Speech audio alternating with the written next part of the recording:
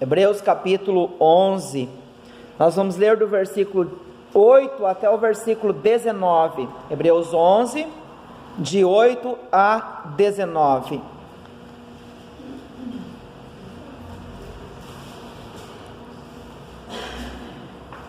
Versículo 8 diz assim: pela fé, Abraão, sendo chamado para um lugar que havia de receber por herança, obedeceu e saiu sem saber para onde ia. Pela fé peregrinou na terra da promessa, como em terra alheia, habitando em tendas com Isaque e Jacó, herdeiros com ele da mesma promessa, pois esperava a cidade que tem fundamentos, da qual Deus é o arquiteto e construtor. Pela fé também a própria Sara recebeu poder de conceber um filho, mesmo fora da idade, porque teve por fiel aquele que havia feito a promessa.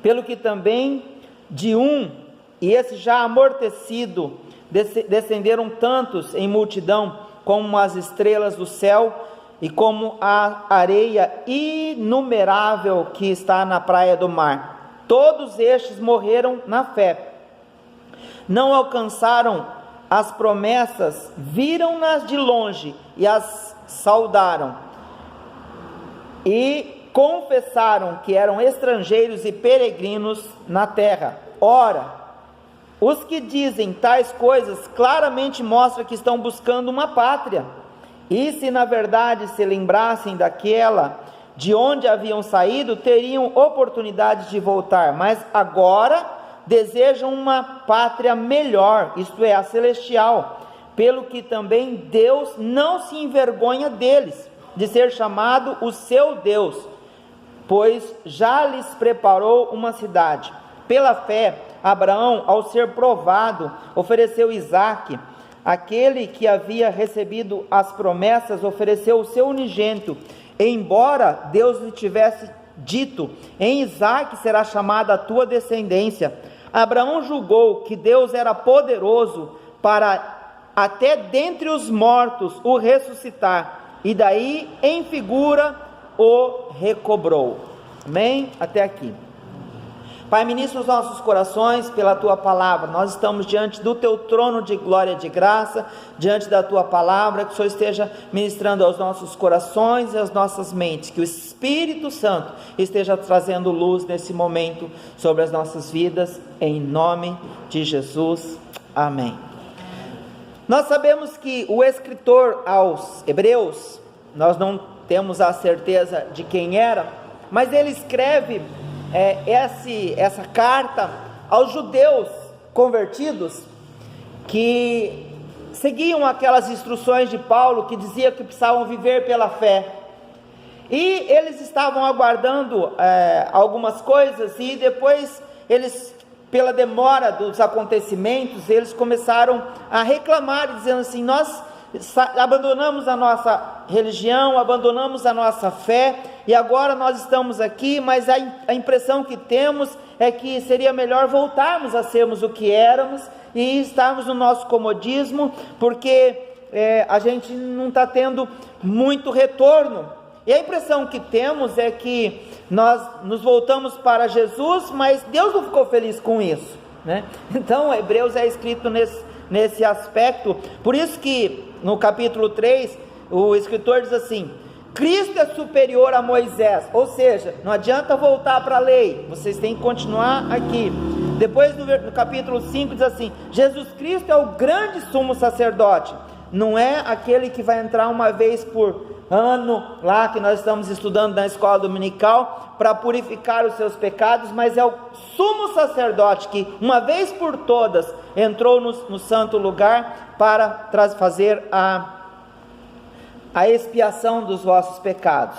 Depois ele fala o culto no tabernáculo terrestre, ele fala Cristo como mediador da nova aliança, né? A eficácia do sacrifício de Cristo. Então, na realidade, o autor a Hebreus está dizendo a esses judeus que Jesus Cristo é tudo em todos, que Jesus Cristo é o completo, e a gente não pode abandonar aquilo que é tudo para voltar para aquilo que é parcial. Então ele deixa bem claro isso nos primeiros 10 capítulos, e depois no capítulo 11 ele vem falar sobre a fé para fortalecer essas pessoas. Muitas vezes nós, que somos chamados a vivermos pela fé, também temos esses momentos de questionamentos na nossa vida, porque a gente pede, a gente espera e muitas vezes demora a resposta, e a gente começa a questionar: por que será? Será que eu estou errando com Deus? Será que eu estou falhando em alguma coisa?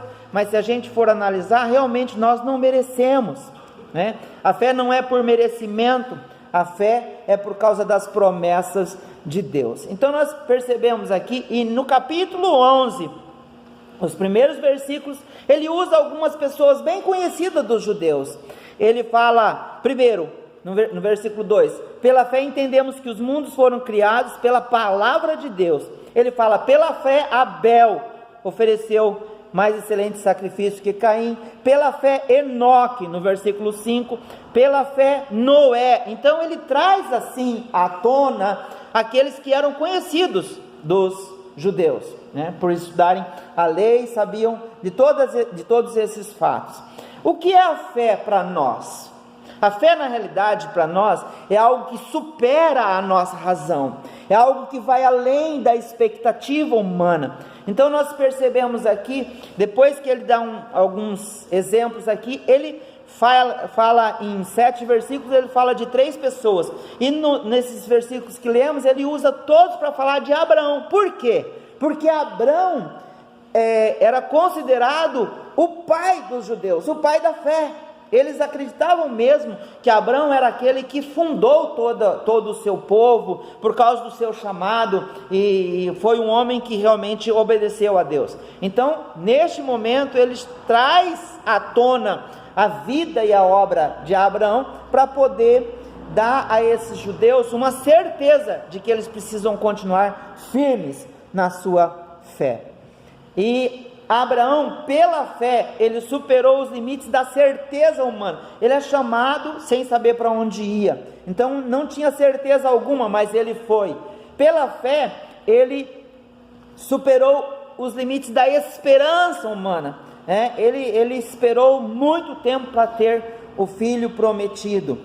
Pela fé, ele superou os limites do desprendimento. Ele deixou a sua família, deixou a sua casa, deixou os seus parentes, deixou os seus bens. Ele saiu praticamente com aquilo que podia levar, né? Não levou terra, não levou nada, levou aquilo que era móvel, o imóvel ficou. Então ele teve um desprendimento também para sair em busca de um lugar que ele não tinha. Ele se despediu dos seus parentes. Onde você vai? Eu não sei. A gente vai viajar, a gente sabe, eu vou para tal lugar, né? Mas Abraão saiu sem saber para onde ia. Cada passo era um passo de fé, cada passo Deus falava, toma esse rumo, toma esse. Então a fé, a nossa fé é essa fé, é a fé que supera então os nossos limites. Aí nós percebemos então aqui no versículo 8, pela fé Abraão, sendo chamado para um lugar que havia de receber por herança, obedeceu e saiu, sem saber para onde ia. Então, sem certeza alguma. Mas qual é a certeza da nossa fé? Aí está em Hebreus, capítulo 11, versículo 1. Ora, a fé é a certeza das coisas que se esperam, a prova das coisas que não se veem, a certeza daquilo que se espera. Pensa comigo na vida de Abraão, pensa comigo o que ele fazia antes de Deus chamá-lo. O pai dele era fabricante de ídolos, Abraão era um idólatra, e Deus chamou, ele simplesmente se entregou, como nós cantamos aqui, né? Ele confiou, ele foi. Ele falou assim, é esse que eu vou seguir, porque Deus inspirou nele uma confiança tremenda. Ele viveu isso que o autor a Hebreus coloca, a certeza das coisas que se esperam. Ele falou assim, Deus falou, vai para um lugar que eu vou te mostrar. Ele falou, estou saindo. Pensa comigo num homem que faz isso, deixa a sua família, abandona tudo e vai, né? A cada passo e a cada obediência, Deus dava um novo rumo a ele, né? Então é interessante isso, a gente percebe na Bíblia, aqueles que obedecem. No domingo passado nós falamos sobre as mulheres, que o anjo falou assim: vai, anuncie aos meus discípulos que ele não está aqui. Anuncia aos discípulos de Jesus que ele não está aqui. Indo elas, o que aconteceu? Encontraram com Jesus, ou seja, estavam obedecendo e foram premiadas, porque em vez de Jesus aparecer aos discípulos, apareceu a elas. A mesma coisa está acontecendo aqui com Abraão. Abraão creu, saiu da sua terra imediatamente. Então Deus começou a dar a direção a Abraão. Por quê? Porque a fé gera obediência. Infelizmente, queridos, nós percebemos hoje uma sociedade que não quer obediência, não quer compromisso e não quer responsabilidade, infelizmente. Mas a fé gera obediência, e aí, através da obediência, ele foi percebendo que Deus ia cumprindo a sua promessa para com ele. Por quê? Porque a fé é a certeza das coisas que esperam e a prova das coisas que não se veem. Nós percebemos então essa base de fé é a base que nós precisamos ter. Por quê? Porque Deus é um Deus de promessas. Agora, pensa comigo, quantas promessas nós temos na palavra de Deus, né? A promessa de que nós teremos um lugar maravilhoso para viver, a promessa que o futuro sempre vai ser melhor, e a gente está na expectativa dessas promessas. Por isso nós precisamos viver pela fé. Por isso nós somos chamados a não viver pela vista, mas viver pela fé. Além de Abraão, nós temos muitos exemplos, não apenas na Bíblia, mas exemplos históricos de pessoas que viveram pela fé e conquistaram os seus objetivos e alcançaram os seus objetivos. Então nós percebemos aqui que Abraão, ele confiou e ele alcançou essa certeza. E é interessante que essa atitude que ele teve de abandonar tudo, é um exemplo que foi muito forte para os judeus, foi muito forte para o pessoal da sua época. Então, quando o escritor a Hebreus fala desse desprendimento de Abraão, ele está atingindo diretamente a história que fazia parte dos judeus, né? A outra questão que a fé traz é uma certeza que não é irracional. A pessoa fala assim: não, mas a fé é irracional, ela não é da razão. Na realidade, ela não é irracional, ela está além da razão. Quando você percebe que, quando você confia, e hoje até a ciência, a medicina admite isso, que diz assim: quando uma pessoa vai para o hospital e ela tem fé, o remédio funciona. Quando ela não tem fé, o remédio não funciona. Então a própria medicina, a própria ciência está reconhecendo isso, que a fé, ela não é irracional, mas ela é suprarracional, ela está acima da razão. E aí o que acontece? Quando a pessoa confia, isso acontece o melhor nas suas vidas, Então a gente percebe claramente essa questão. Outro aspecto que nós percebemos aqui é que a fé faz com que o ser humano supere os limites da sua esperança. Deus prometeu a Abraão uma descendência tão numerosa quanto as estrelas dos céus, e ele saiu dali com essa expectativa, mas de repente ele encontra uma esposa que era estéril, e aí de repente, ali no versículo 11, pela fé também a própria Sara recebeu o poder de conceber um filho, mesmo fora da idade, porque teve por fiel aquele que havia feito a promessa. O que aconteceu aqui? O anjo chega para esse casal e diz assim: vocês vão ser pais, né? Ele recebe essa promessa quando eles tinham 75 anos, sai da tua terra, vai que você vai ser pai de grande nação. E ele esperou 25 anos, quando ele tinha 99, o anjo aparece e fala: você vai ser pai. Aí Sara deu risada, lá dentro da tenda. Aí o anjo falou assim: Sara riu. Ô Sara, você riu? Não ri. Mas ela riu num primeiro momento, duvidando, mas depois ela riu de alegria. Ela falou assim: puxa vida, vai acontecer. Então ela teve duas atitudes. Primeiro, ela riu quando ouviu a questão, mas depois ela caiu em si e se arrependeu, e ela deu um sorriso de alegria da conquista que ela teria de ser mãe. E aquela era a promessa realmente que Deus estava cumprindo naquele casal. Ou seja, por que supera os limites da esperança humana? Porque o homem esperou 25 anos pelo filho da promessa. Agora, muitas vezes, queridos, a gente pede uma coisa para Deus e daqui um mês já está achando que Ele se esqueceu da gente, né? Por isso nós somos chamados a vivermos pela fé, pela esperança de que nós vamos alcançar, né? Essa história está lá em Gênesis, né? Gênesis 17, a questão da geração do filho de Abraão e de Sara. Agora, a gente percebe que esse casal acaba confiando e acaba tendo esse filho na sua idade avançada. E quando a Bíblia diz assim, que ele sendo, já tem o corpo mortificado, na realidade esse termo está dizendo assim, que Abraão já estava com o pé na cova mesmo, quando ele teve um filho, estava mais para lá do que para cá, a gente costuma dizer, e ele teve esse filho. Então por isso Sara deu risada, falou assim: para mim já cessou o costume das mulheres, não vou conceber nada. Mas de repente, por ser uma promessa que deveria se cumprir, Deus cumpre com aquilo que promete. Por isso que a Bíblia fala, né? Romanos 4, versículo 16 em diante, fala assim: Abraão creu contra a própria esperança, esperou contra a esperança, porque segundo as suas condições, ele não teria mais como gerar um filho.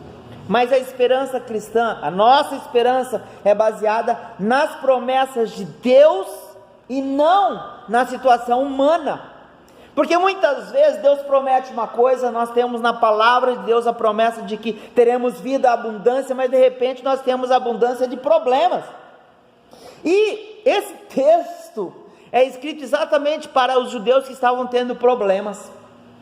Eles são chamados a olhar para aqueles que superaram os seus problemas, para aqueles que permaneceram firmes no seu propósito, apesar dos problemas, né? Essa fé nos faz ultrapassar a expectativa humana e adentrar na esperança das promessas de Deus, sabendo que com essa fé nós vamos superar cada um dos obstáculos da vida. E pode confiar, a gente sabe que quando você acredita em Deus, quando você busca o Senhor, Ele vai te dar a vitória, porque Ele é um Deus que promete e cumpre a sua promessa.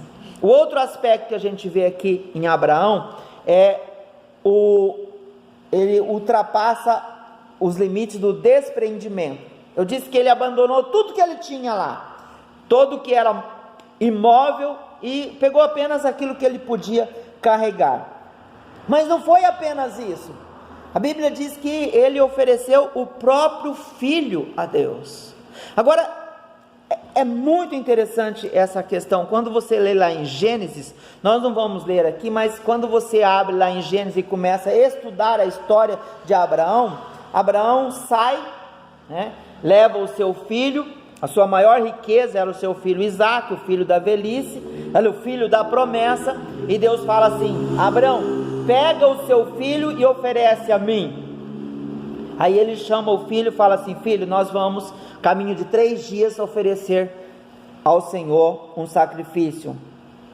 E ele está conversando com o próprio sacrifício, e ele vai naquela caminhada, levando o seu filho. Agora, o que eu acho mais lindo é que quando ele está disposto a oferecer o seu filho, lá em Gênesis 22, ele fala para os seus servos, ele fala assim: ficai aqui, que nós vamos adorar e retornaremos a vocês. Olha onde está a fé desse homem, nós vamos adorar a Deus e retornaremos. Aqui, Hebreus ele fala assim, ele, na verdade, foi oferecer o seu sacrifício, por quê? Porque ele tinha certeza, aqui no versículo 19, Abraão julgou que Deus era poderoso para dentre os mortos ressuscitar o seu filho, daí também em figura o recobrou. Olha que sabedoria. Sabe o que o autor Hebreus está dizendo? Está dizendo que Abraão, na sua mente, quando ele diz assim para aqueles servos, ficai aqui que nós vamos ali adorar ao Senhor e retornaremos, ele estava dizendo assim para si mesmo, ele estava dizendo assim, nós vamos, se Deus permitir que meu filho seja morto, ele vai ressuscitar, então nós retornaremos. Na cabeça dele, ele tinha isso, então ele não falou assim, ó, eu vou e meu filho não vem, porque, por isso que o autor coloca, também em figura o recobrou, está dizendo assim, mesmo que morrer, eu volto com ele, estava cobrando de Deus, Senhor, eu vou levar, porque eu tenho certeza que se ele morrer, o Senhor vai ressuscitá-lo, porque ele é o filho da promessa. Isso é fé, isso é fé. E aí ele fez isso, ele foi e ele disse para os seus servos, nós vamos adorar e retornaremos. Ou seja, ele superou os limites de desprendimento que ele estava desprendendo até do próprio filho. Agora hoje, queridos, infelizmente, eu já ouvi isso, as pessoas falam assim, Abraão ofereceu Isaque, o seu filho, a maior riqueza que ele tinha. Sabe o que você faz? Oferece o seu Isaque, oferece o seu carro, vende o seu carro, traz dinheiro para a igreja, oferece o seu Isaque, pega o dinheiro da poupança e traz para a igreja, encerra a conta. Que é distorção da palavra de Deus. O que a Bíblia está dizendo é que a gente precisa confiar no Senhor, e na realidade quando Abraão oferece o seu único filho aqui em sacrifício, isso aqui está se direcionando para Deus, que ofereceu o único filho, Cristo Jesus em nosso lugar. Não tem nada a ver de você vender o seu carro, de trazer todos os seus bens para colocar no altar, nada a ver de oferecer o seu Isaque, foi Deus que ofereceu o seu filho em nosso lugar. Mas infelizmente hoje as pessoas distorcem a palavra de Deus, hoje as pessoas usam a palavra de Deus para serem beneficiados e para prejudicar os outros, para tomar os bens das pessoas. Aqui nós percebemos então que Abraão, ele abriu mão do que era mais precioso, que era o seu próprio filho, estava abrindo mão da sua própria felicidade, mas na certeza de que Deus era fiel para cumprir a sua promessa. Então nós percebemos, queridos, bem claro aqui nesse texto, que quando Abraão vai para oferecer o seu filho, ele tinha a certeza que Deus o traria de volta. Por quê? Porque ele conhecia o nosso Deus, que é o Jeová Jiré, o Deus da provisão. E no momento do sacrifício, ele estava mesmo disposto a oferecer. E quando ele levanta o cutelo, um anjo aparece e diz, basta, você já provou que confia no Senhor. E a hora que ele olhou para trás, tinha ali um animalzinho preso entre os galhos, e ele pegou e ofereceu em lugar de seu filho. E essa caminhada de Abraão, e aí por isso que Paulo fala, todos aqueles que têm fé, são considerados filhos de Abraão, então nós somos pela fé, chamados filhos de Abraão, pela fé considerados filhos de Abraão. E Jesus, quando foi contar a parábola do rico e do Lázaro, falou assim, e o Lázaro no seio de Abraão. Então Abraão é uma pré-figura de Deus também, então é interessante esse aspecto. Então nós percebemos, queridos, que Abraão, ele confiou no Senhor, ele teve fé em Deus, ele caminhou para a terra prometida, e ele habitou na terra como peregrino. Uma lição também para nós, ele não apenas desapegou das suas propriedades, mas ele habitava na terra que era dele, a terra prometida, e ele habitava como peregrino. Ele não chegou lá e reivindicou, ele ficou aguardando Deus dar a direção para ele. Ele habitava ali num pedacinho, ele não comprou um pedaço porque ele sabia que toda a terra seria dele, por isso ele habitava em tendas ali, como peregrino na sua terra, na terra da promessa, porque tinha várias nações que tinham tomado conta dessa terra, e eles precisaram depois expulsá-los para tomar conta da terra que Deus tinha dado. Então, querido, nós precisamos entender que a nossa corrida é uma corrida, a nossa carreira é uma carreira pela fé. Nós somos chamados a confiar, e a fé, ela só funciona assim: a certeza da coisa que você espera, e a certeza da coisa que você não vê, porque o que você vê, você não precisa ter fé. A fé é exatamente isso. Eu preciso ter a fé de que eu vou conquistar algo, mesmo que eu não tenha isso palpável. Mas aí que nós precisamos entender, quando a palavra de Deus diz assim: tudo aquilo que pedir ao Pai em meu nome será dado. Jesus está dizendo que é para a gente pedir aquilo que Ele pediria. Isso é pedir em meu nome. Fé é isso, é você pedir dizendo assim: Senhor, o Senhor vai me dar em nome de Jesus, mas é algo que Jesus pediria, não uma coisa extravagante como a gente vê por aí, as pessoas dizem: mas eu pedi e não fui atendido. Nós precisamos pedir em nome de Jesus, é representar a vontade de Jesus, fazer aquilo que Jesus pediria para nós.